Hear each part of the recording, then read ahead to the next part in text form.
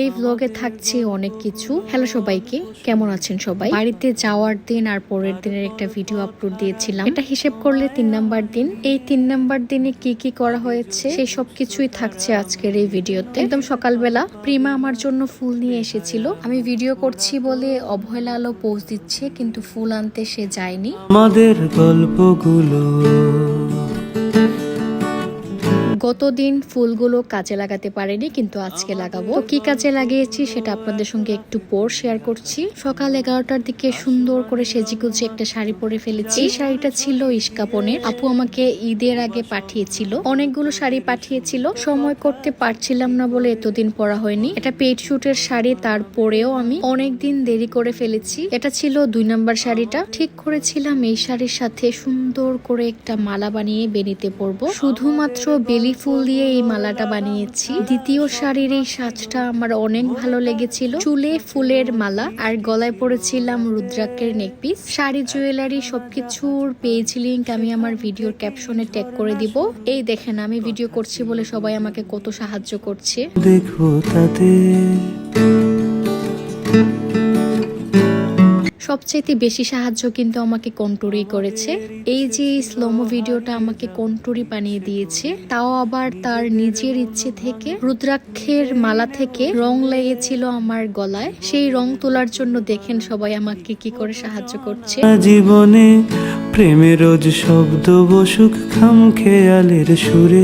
যাই বলেন না কেন, এই বেলি ফুলের মালাটা কিন্তু দারুণ হয়েছে। বেনিতে লাগানোর জন্য আমার এই শাড়ি লুকের সৌন্দর্য দ্বিগুণ বেড়ে গেছে। যদিও শাড়িটাও অনেক সুন্দর। তারপর হারিয়ে গেল তোমায়। রিল বানানোর জন্য অনেকগুলো ভিডিও ক্লিপ নেওয়া হয়েছে।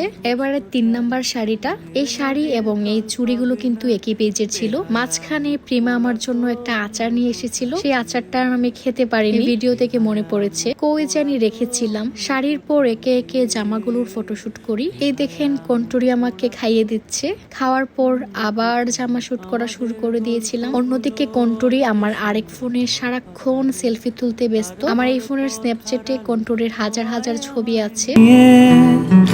আগে যদি বুঝতো তারা মনের নদীর তল পাবে।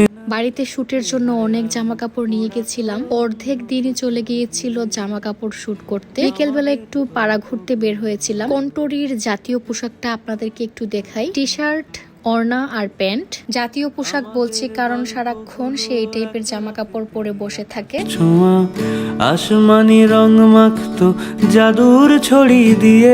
এই হচ্ছে আরেক কন্টুরি। 2টা কন্টুরি নিয়ে আপনারা অনেক কনফিউজড। আচ্ছা, আপনাদের এই কনফিউশনের ব্যাপারটা আমি আমার পরবর্তী ভিডিওতে ক্লিয়ার করব। রাস্তায় উঠে দেখি অনেক বেশি রোদ। এই 3-4টা দিন কিন্তু মহা গরম ছিল, মাথা নষ্ট হয়ে যাওয়ার মতন গরম। তবে সারাদিন হই হুল্লোড় করতে গিয়ে গরমে বেশি নাজেহাল হয়নি। ফুলোর লাগাম ছাড়া স্বপ্ন ছিল ভোরে তার। বিকেলের একদম শেষ দিকে শাড়ি পরে আমি চলে গিয়েছিলাম নদীর পাড়ে। বাড়িতে গিয়েই ঠিক করেছি নদীর পাড়ে শাড়ি পরে একটা ভিডিও করব, একটা শাড়ির ফটোশুট করব। আমাদের বাড়ি থেকে নদীর পাড়ে যেতে মাত্র সময় লাগে 4-5 মিনিট। এটা হচ্ছে সেই মালা, যেই মালাটা সকালবেলা চুলের বেনিতে লাগিয়েছিলাম। কন্টুরিরা আমাকে জোর করছিল এটা লাগানোর জন্য, তাই লাগিয়েছি। কিছুক্ষণ পর আবার সরিয়েও ফেলেছি। সে করেই নিজেদের মন ভাঙবো। এই ভিডিও ক্লিপটা দেখুন, অনেক মজার। এটা নাকি ভিডিওগ্রাফি। এই আইডিয়া হচ্ছে কন্টুরির। ভালোই লেগেছে, খারাপ না, তবে একদম উলট পালট হয়ে গেছে। শব্দ বসুক খাম খেয়ালের সুরে। আমরা এই নৌকাটায় উঠতে চেয়েছিলাম, কিন্তু মাঝি মামার নৌকায় অনেক জিনিসপত্র ছিল, তাই আর উঠা হয়নি। একদম শেষ বিকেল, নদীর উপরের আকাশ অনেক বেশি সুন্দর। যেহেতু অনেক বেশি গরম থাকে, ওই দিকটায় যাওয়ার পর অনেকখানি আরাম লাগছিল। আগে যদি বুঝতো তারা মনের নদীর তল পাবেন।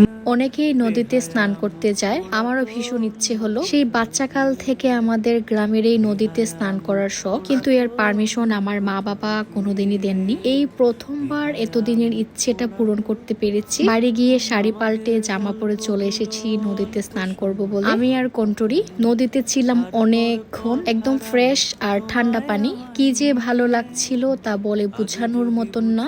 তারা মনের নদীর তল পাবে না, বেহায়া মুখ পোড়াতো। অনেক দিনের একটা সুপ্ত ইচ্ছে পূরণ হয়ে গেল, তাও আবার এদের সকলের সাথে।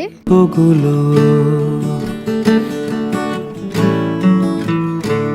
আমরা সবাই খুশি খুশি হয়ে অনেক ভিডিও করেছি, ছবি তুলেছি। বাড়িতে বলে এসেছিলাম 5 মিনিটের মধ্যে ফিরছি, কিন্তু আমাদের ফিরতে লেগেছে প্রায় 1 ঘন্টা। তাও মনে হয় ফিরতাম না যদি সন্ধ্যা না হয়ে যেত।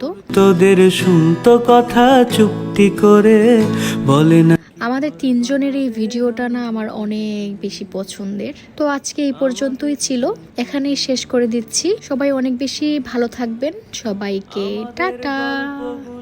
লাগাম ছাড়া